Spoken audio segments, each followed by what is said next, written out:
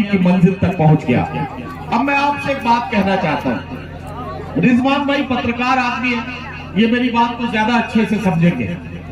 कहा नेता के एक बेटे ने ये शायर के बेटे से, तेरे अब्बू बहुत झूठे हैं, दोज़ख का धुआं होंगे। कहा शायर के बेटे ने, मुझे तो ऐसा लगता है तेरी अम्मी जहां होंगी मेरे अब्बू वहां होंगे।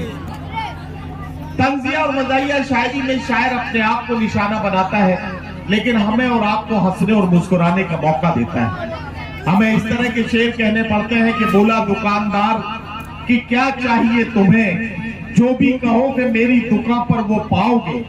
मैंने कहा कि कुत्ते के खाने का केक है, बोला यहीं पे खाओगे या लेके जाओगे।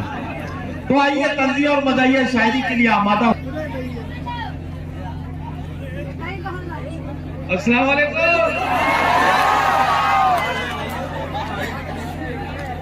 बहुत बहुत शुक्रिया। मैं अभी साहब का बहुत बहुत शुक्रगुजार हूँ, खासतौर से वसीम रामपुरी साहब का। पत्रकार महोदय यहाँ पर बैठे हैं। अभी नदीम फरूक साहब ने उसका जिक्र किया। जहाँ पत्रकार होते हैं मुझे बड़ी खुशी होती है, क्योंकि पत्रकार जहाँ पर पेपर मीडिया के पत्रकार होते हैं तो मुझे कभी कभी अखबार में अपनी फोटो देखने को मिल जाती है। और सबसे ज्यादा खुशी तो जब होती है जब वो उसकी रद्दी बनके जलेबी वाले की ठेली पे पहुंच जाती है। और मेरे दिल से दुआ जब निकलती है, जो बार बार जलेबी रख के देता रहता है, और एक मौका ऐसा आता है जहां मेरे फोटो का नंबर आता है, उस पर जलेबी रख के किसी खूबसूरत औरत को दे दी जाती है, तो बड़ा अच्छा। उससे ज्यादा दुआ जब निकलती है जब वो औरत खा के उसे फोटो को चाटती है, तो बड़ी खुशी होती है। और उससे भी ज्यादा दुआ सज्जाद भाई तब निकलती होगी जब वो चाटने के बाद उसे फेंक देती होगी, और उसके बाद जब कोई कुत्ता आकर उस पर लग जाता होगा तो और ज्यादा खुशी आपको। बहुत खूब मुशायरा माशाल्लाह। बहुत अच्छी हमारी बहनें भी और यहाँ पर बड़े सिस्टमेटिकल ढंग से बैठी है। एक कवि सम्मेलन में ऐसे ही लेडीज बैठी हुई थी, इधर जेंट्स बैठे हुए थे, लेकिन मजबूरी ये थी कि जैसे मैं पढ़ना चाहता था तो एक साहब उठते थे, इधर से उठ के जाते थे, फिर मैं उनको रोकता था, फिर वो उठ के जाते थे, तो मुझे बड़ा डिस्टर्ब कर रहे थे, पढ़ने नहीं दे रहे थे। तो मैंने उनसे कहा, इधर लेडीज बैठी थी, इधर जेंट्स, तो मैंने कहा भाई साहब आप शांति के साथ बैठ जाइए। मुझे नहीं मालूम था सामने एक लेडी बैठी थी, उनका नाम शांति था। जैसे मैंने कहा कि मैं शांति के साथ बैठ जाइए, तो खड़ी हो गई कि बिठा के देख मेरे साथ। तो ये मेरे साथ जहां भी जाता हूँ कोई ना कोई झंझट हो जाता है। अभी शहर अंजुम साहिबा पढ़ रही थी शुरू में, मेरे नदीम फरूक साहब जो आलमी शोरे आफ्ता नाजिम है, कुछ बातें उन्होंने की, कुछ जवाब मिला, तो मेरे दो मिसरे हुए भी बैठे हुए मुलाजा फरमाए, खासतौर से नदीम भाई। मुझे ये ज़ोम तरन्नुम बहुत अच्छा है मेरा, ओहो, मुझे ये ज़ोम तरन्नुम बहुत अच्छा है मेरा, उसे नाज कलाम ये हमारा है, ओहो, उसे ये नाज कलाम ये हमारा है। और ये देखे साहब, चार मिसरे आपकी नजर कर रहा हूं कि थाम कर हाथ जो धन्नों का मैं एक दिन बोला, थाम कर हाथ जो धन्नों का मैं एक दिन बोला, तुझको देखूं हूं तो मनवा मकसद हुई दे करी। थाम कर हाथ जो धन्नों का मैं एक दिन बोला, तुझको देखूं हूं तो मनवा मकसद होई पे करी। मुंह पे झापड़ जो पड़ा, गूंज उठा कानों में, प्रेम का छुटिए पटाखा तो धमक हुई पे करी। प्रेम का छुटिए पटाखा तो धमक होई पे करी। और अभी मैं जब हाजिर हुआ तो एक साहब के पास नजर के 3 चश्मे देखे, बड़ा ताज्जुब हुआ कि नजर के 2 चश्मे होते हैं। मैंने हजरत आप पे तीनों चश्मे के नजर के हैं। मैंने कैसे कहले, तो दूर का देखने के लिए, मैंने दूसरा भी तो नजर का है, कहाँ करीब का देखने के लिए, मैंने तीसरा कहले जब ये दोनों खो जाए उन्हें ढूंढने के लिए। तो ये अक्सर मेरे साथ झंझट होता रहता है। अब मुलाना फरमाए, 4 मिसरे और आपकी नजर कर रहा हूं कि दिल है मेरा मोबाइल, तुम सिम हो मेरी जान। दिल है मेरा मोबाइल। माशाल्लाह बच्चे, हम सोच रहे थे बच्चे हैं, लेकिन इनको दाद देने जब मौका मिलता बड़ी अच्छी दाद देते हैं। और बच्चे आजकल एडवांस है, इलेक्ट्रॉनिक जमाना है, इतना एडवांस हो गया कि टीचर ने सवाल पूछा कि बेटे बताओ शेर जो है अंडा देता है बच्चा?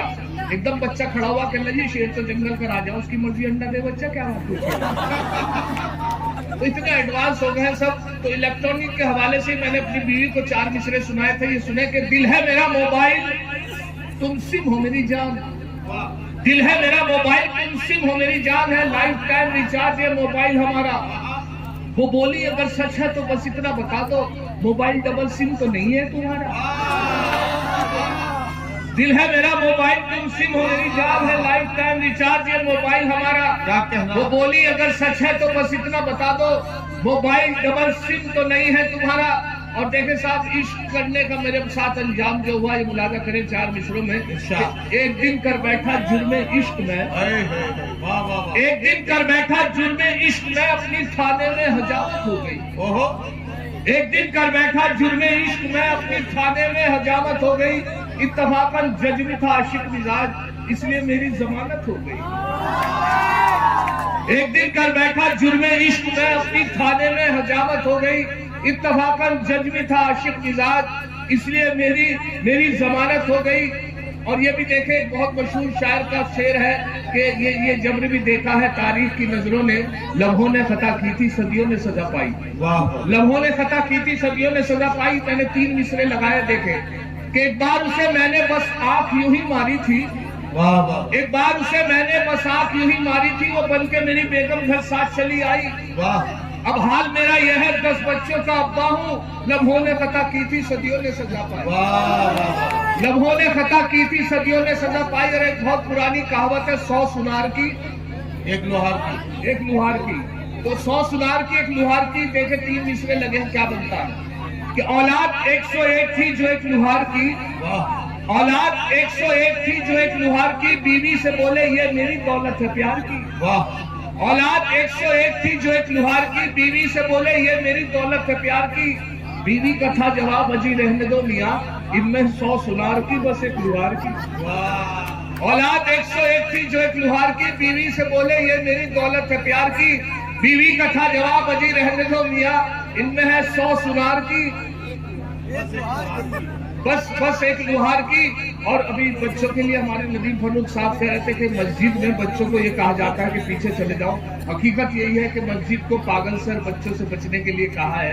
इसीलिए हमारे अमीर जमात एक जमात आई हमारे मस्जिद में, और अमीर जमात से गलती ये हो गई कि उन्हें अनाउंस करना था कि साहब सब हज़रात तशरीफ रखें, इंशाल्लाह नमाज के बाद दीन ईमान की बात होगी। बड़े को नहीं कहा, एक छोटे से बच्चों को कहा। बच्चों को कहा बेटे तुम्हें अनाउंस करना है। कल जी क्या कहना है? तो बेटे ये कहना है कि सभी हजरात नमाज के बाद तशरीफ रखें, इंशाल्लाह नमाज के बाद दीन ईमान की बात होगी। अब बच्चा था वो भूल गया, फिर कोशिश करी पूछने की कि अमीर साहब एक दफा और बता दीजिए। उन्होंने अपने डांट के कहा भाई मैं कह रहा हूँ कि सभी हजरात तशरीफ रखें, इंशाल्लाह ये कहना है। ऐसा वो बेचारा याद करता रहा, नमाज भी नहीं हुई। और जैसे ही सलाम फिरा एकदम खड़ा हुआ और खड़े होकर बोला हजरात सभी तशरीफ रखें, इंशाल्लाह नमाज के बाद इमाम साहब के बारे में बात होगी।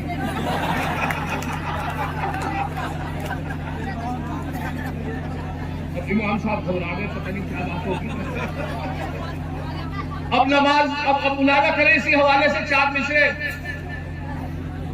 मुलाजा करें कि दाढ़ी अगर नहीं है मुसलमान तो है वो, दाढ़ी अगर नहीं है मुसलमान तो है वो, तबलीग के जलसों में भी जाता जरूर है। दाढ़ी अगर नहीं है मुसलमान तो है वो, तबलीग के जलसों में भी जाता जरूर है। पढ़ता नहीं नमाज कभी वो तो क्या हुआ, लेकिन जुमे के रोज नहाता जरूर है। पढ़ता नहीं नमाज कभी वो तो क्या हुआ, लेकिन जुमे के रोज नहाता जरूर है। हजरात ईद की नमाज किसी वक्त भी आप रख देंगे, ताकीर से इसलिए रखी जाती है क्योंकि ईद की नमाज पूरे महीने की मेहनत होती है, सब रोजे रखते हैं, तो इसलिए 9 बजे 9:30 बजे रखी जाती है ताकि सब बाजमात मुकम्मल कर ले। हमारे यहाँ कलिया शरीफ में 9:30 बजे का वक्त था, लेकिन हमारी मजबूरी समझ लीजिए या कोई बात है कि हम फिर भी भाग के नमाज पकड़ते हैं। 9:30 बजे सब पहुंच जाना चाहिए। मेरी भी देर से आँख खुली, मेरी साथ भी यही हुआ। अब जब देर से आँख खुली तो साहब मैंने भी भाग के नमाज पकड़ी, लेकिन अल्लाह का शुक्र है सबसे पिछली सब में मिली, लेकिन पहली रकत से मिली। मैंने अल्लाह का शुक्र अदा किया और नियत बांध ली।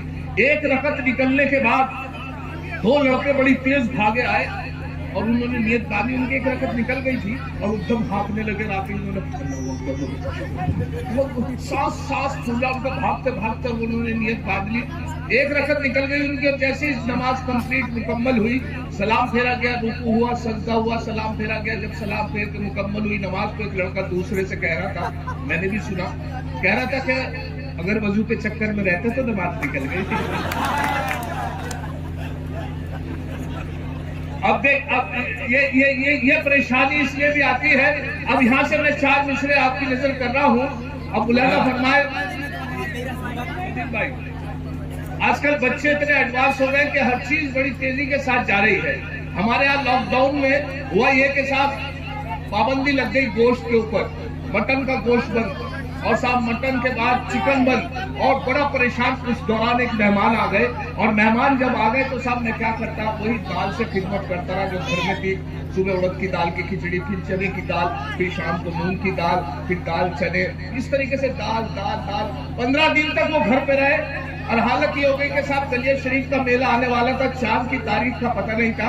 हम पूछ रहे थे, वालिद साहब 8 कह रहे थे, मैं 9 कह रहा था, बड़े भाई 10 कह रहे थे। हमें तो हमसे मेहमान से मुखातिब हुए, मैंने कहा हजरत आप बताओ क्या चांद की क्या तारीफ है? कहने लगे चांद का तो पता नहीं, हाँ लेकिन दाल की 14 है आज। अब जब मैंने उनसे तो अब उन्होंने एहसास दिलाया कि मेरी दाल खाते हुए हालत खराब हो गई, तो मेरी वाइफ बोली कि इनको मेहमान है, अंडा करी तो बन सकती है। बहुत अच्छा आइडिया हुआ, अंडा करी बना के उनके सामने पेश की। अंडा करी जब बनाई तो उनके, अब मेरी किस्मत खराब, अंडा करी को देख के उनके चेहरे के तासुरात बदल गए, और मैंने वहां से 4 मिसरे हुए थे। बुला अंडा करी को देखकर मेहमान ने ये कहा, अंडा करी को देखकर मेहमान ने ये कहा, माँ बाप से भी इनकी करा देते मुलाकात। अंडा करी को देखकर मेहमान ने ये कहा, माँ बाप से भी इनकी करा देते मुलाकात। झंझट ये बोले, इनके तो माँ बाप नहीं है, फिलहाल इन यतीम के ही सर पे रख दो। फिलहाल इन यतीम के ही सर पे रख दो हाथ। अब हमारे हबीब साहब की फरमाइश, और वो फरमाइश आपके तक पहुंचाता हूँ। और ये मुशायरे में अक्सर ये होता है कि जब नए नए लोग आते हैं, और उसके बाद ये पता चलता है कि इलेक्ट्रॉनिक दौर है। अभी हमारे नाज़िर मुशायरा नदीम साहब ने कहा था कि आजकल आपका इंस्टाग्राम से और उससे फेसबुक से इतने शायर आ रहे हैं, तो उसके हवाले से मैंने ये कहा था, मैंने कहा साहब हालत ये हो गई है कि हमारे मुशायरों में कि नए नए चेहरे आते हैं, तो 2 मिसरे मुलादा कर लें कि जिनका रिश्ता ही नहीं कोई शिक्षा के साथ, जिनका रिश्ता ही नहीं कोई शिक्षा के साथ, ई शायर ऐसे बढ़े ई रिक्शा के साथ। 2 चीजें जो तरक्की की है आजकल मुशायरों में या सड़कों पे, कि जिनका रिश्ता ही नहीं कोई शिक्षा के साथ, ई शायर ऐसे बढ़े ई रिक्शा के साथ। और ये भी देखे साहब, वो अभी मेरे से साहब ने फरमाइश की है, वो इस तरीके से के साथ जब मुशायरों में सब नए नए लोग आते हैं तो शायरी तो उनके याद नहीं होती, वो किसी लिखवा के लिए आए। एक साहब के मुशायरे में काफी भीड़ थी, तो एक लड़के को इजाजत दी गई कि ये पढ़ेगा। एसडीएम साहब का फरमाइश थी, वहां पे हुक्म नहीं था कि कोई मुकामी पढ़ेगा, लेकिन उस लड़के को दिया गया टाइम, और वो साहब वो पूरे दिन वो शायरी याद करता रहा। किसी की गजल थी, खूब याद करी, लेकिन फिर भी सोचा कि मैं भूल जाऊंगा तो पर्चे में देख लूंगा। इत्तेफाक देखे जौन सा पर्चे को उसने लिखा था पैंट में रख लिया, और वो जब आया तो पैंट वहीं रह गई घर पे, जो खूटी पे रह गई छोड़ के, और वो वहां से घर पे आ गया। हमारे नदीम भाई ने जैसे इसका अनाउंस किया, उसे ये था कि शायद मेरी पैंट में जेब में वो है पर्चा। अब वो आते ही उसने पहला मिसरा पढ़ा, दूसरा भूल गया। जब दूसरा भूल गया तो साहब उसने तलाश की, नहीं मिला, तो मुलादा फरमाया क्या कैफियत थी। मैंने बहुत मजा लिया, आप भी मजा ले। जब आया तो पहला मिसरा पढ़ा कि जली शम्मा हुआ परवानों का खून, जली शम्मा हुआ परवानों का खून, जली शम्मा हुआ परवानों का खून, जली शम्मा हुआ परवानों का खून, जली शम्मा हुआ परवानों का खून, इन्ना लिल्लाहि व इन्ना इलैहि राजिऊन।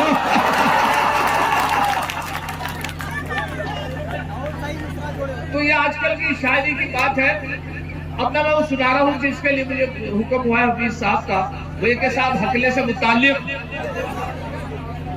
सुने के साथ। हकला जो होता बड़े सीधे किस्म का आदमी होता है, वो इतना सीधा होता है कि वो आदमी पूरी बात नहीं कह पाता क्योंकि हल्ला के बोलता है, दूसरा आदमी उसकी कभी कभी बात पूरी कर देता है जो वो अटक जाता है। बिल्कुल यही बात हुई कि मेरे एक दोस्त है वसीम भाई, वो मेरे साथ रहते हैं और वो हकला कैसे बोलता है उनसे मुझे आइडिया मिला।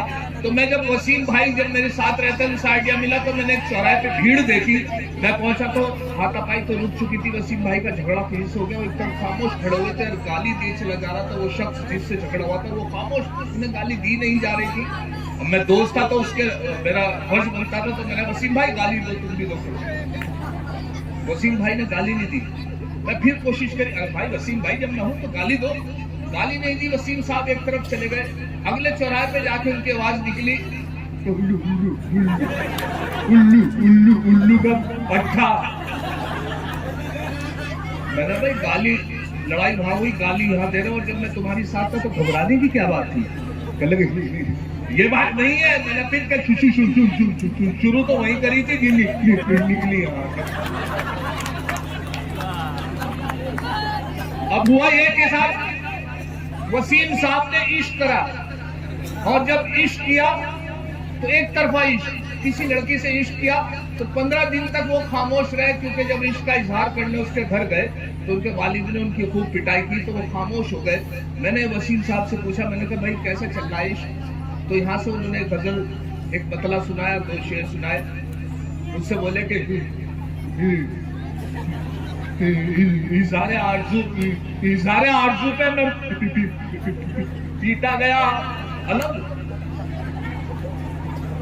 इज़ारे आरज़ू पे मैं पीटा गया अलग, बालों का मेरे सर से सफाया हुआ अलग। अब शेर सुने, मत पूछिए कि कैसी कयामत गुजर गई, मत पूछिए कि कैसी गुजर गई, मत पूछिए कि कैसी कयामत गुजर गई, तो भाई जब उसका मुझको पकड़ ले गया अलग। कुछ शायरों की हकीकत इस शेर में के दो पार्ट के में बीच में ऐसा फंसा के बस, 2 पार्ट के में बीच में, 2 पार्ट के में बीच में ऐसा फंसा के पास, बीवी अलग है, पीस लिया दिलरुबा अलग। वाह वाह वाह,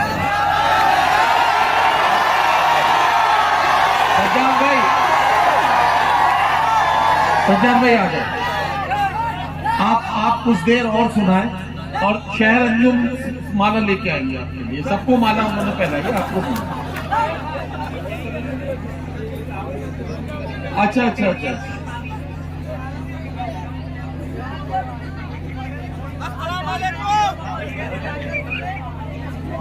अभी हुआ ये कि साहब मैं पटना गया, हाँ, और पटना में दूर का सफर था, मुझे मालूम नहीं था पटना कब आएगा। चलती रही गाड़ी में, लोगों से पूछता रहा साहब पटना कब आएगा।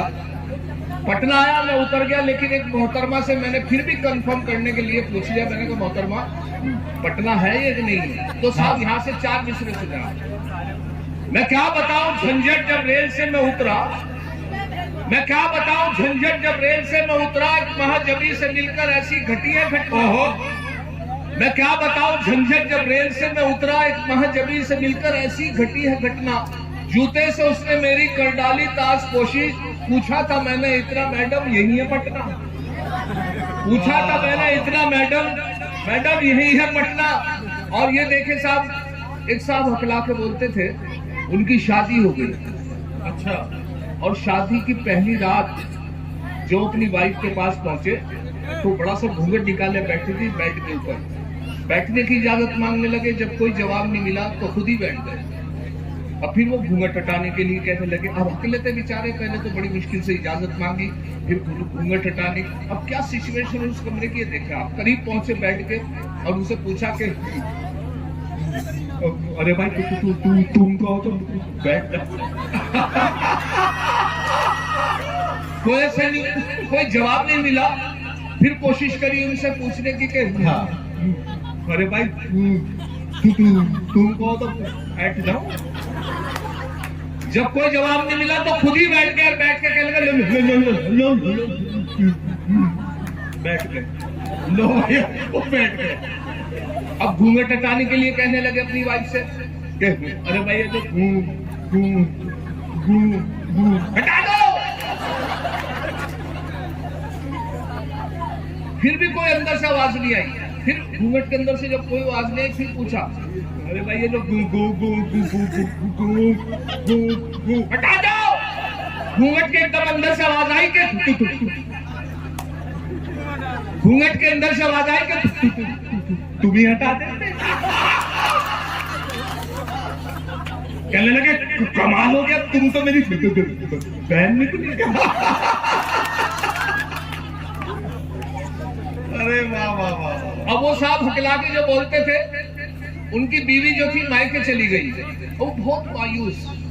मैंने उनसे पूछा, मैंने कहा भाई कैसे गुजर रही है? तो उन्होंने गजल उनके चक्कर में उनके कहा अपनी बीवी की याद में, अब आ भी जा, अब आ भी जा, है घर में अंधेरा तेरे बगैर। अच्छा अब आ भी जा, है घर में अंधेरा तेरे बगैर। अब आ भी जा, है घर में अंधेरा तेरे बगैर। सुनी पड़ी है आज ये खटिया तेरे बगैर।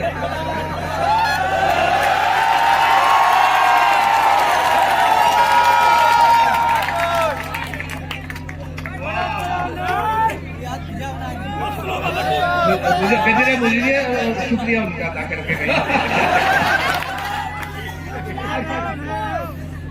हाँ सलाम सलाम।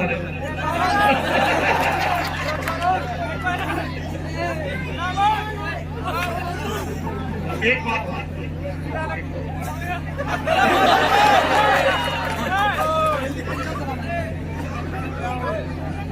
एक लड़का था अपना जा रहा था सड़क के ऊपर से, तो मुझसे बताने लगा कि आज तो मुझे एक लड़की हंस के देख रही थी। मैंने कहा सही तरीके से देख लिया, हंस के देख रही थी या देख के हंस रही थी? तो फर्क होता है। अच्छा हुआ ये के साथ हमारे यहाँ एक साहब जो थे बड़े परेशान थे अपनी बीवी से, और इतने परेशान थे कि वो चाहते थे, ये सोचते रहते थे कि मरती भी तो नहीं। अब हालत यही के साथ एक बीमारी होती है सख्ता, जिसे कहते हैं, दौरा होता है। वो बीमारी नहीं बल्कि दौरा होता है सख्ता। उसमें क्या होता है, जब वो दौरा पड़ता है तो हाथ की नब्ज, दिल की हरकत, सांस सब बंद हो जाते हैं। मरता नहीं आदमी, लेकिन कभी भी जिंदा हो सकता है, लेकिन उसे सख्ता कहते हैं। कभी भी टूट सकता है वो दौरा। हाथ की नब्ज, दिल की हरकत, सांस सब बंद। उनके बड़े खुश हुए देख के, और वो अनाउंस करने महल्ले में चले गए, बीवी मर गई मेरी। उनके जब चेहरा देखा कि ईशा में ले जाएंगे, तो साहब उनको युवा को उनको नहला तपना के ले जा रहे थे। हमारे कब्रिस्तान के बाहर एक बिजली का खंबा है बिल्कुल गेट पर, उसे हटाया नहीं गया क्योंकि बहुत बड़ी लाइन है वो। तो अक्सर उससे मैयत जो है बचा के निकालनी पड़ती है। तो जैसे वो जा रहे थे, कभी भी वो जिंदा हो सकती थी, तो ऐसी जगह जिंदा हुई कि वो जब मैयत मोड़ने लगे, वो पीछे तो उनके हस्बैंड, पब्लिक भी थी, तो देखा तो उसके मैयत जो थी उसके खंबे से टकरा गई। जैसे उसकी टकराई तो उठ के बैठ गई। वो ठीक हो गई। और वो जब सबका उनका टूट गया तो उन्हें वापस, जब वो उठ के बैठ गई तो वापस लाना पड़ गया। 5 साल तक वो फिर जिंदा रही, उनको परेशान रहे। इत्तेफाक से धागा करना था, वो सच में उनका इंतकाल हो गया। और जब सच में इंतकाल हो गया तो उन्होंने बहुत अच्छी तरह से चेक किया उन्हें, और फिर अनाउंस किया, जाके अपने महल्ले में मस्जिद में अनाउंस किया कि मेरी वाइफ का इंतकाल हो गया। लोगों को लगा कि यार ये तो नहीं अल्लाह की कसम अब पे सच में हो गया। खैर वो यकीन वगैरह दिलाया तो लोग आए, और उसके बाद फिर उन्हें नहला पकना के ले जा रहे थे पीछे से उनके हस्बैंड। और फिर वही उनकी कैफियत बेचैनी है, और बेचैनी है कि साहब वो जैसी कब्रिस्तान के गेट और वही खंबे के पास मैयत पहुंची तो वो पीछे से चिल्ला के बोले, खंबा बचा के।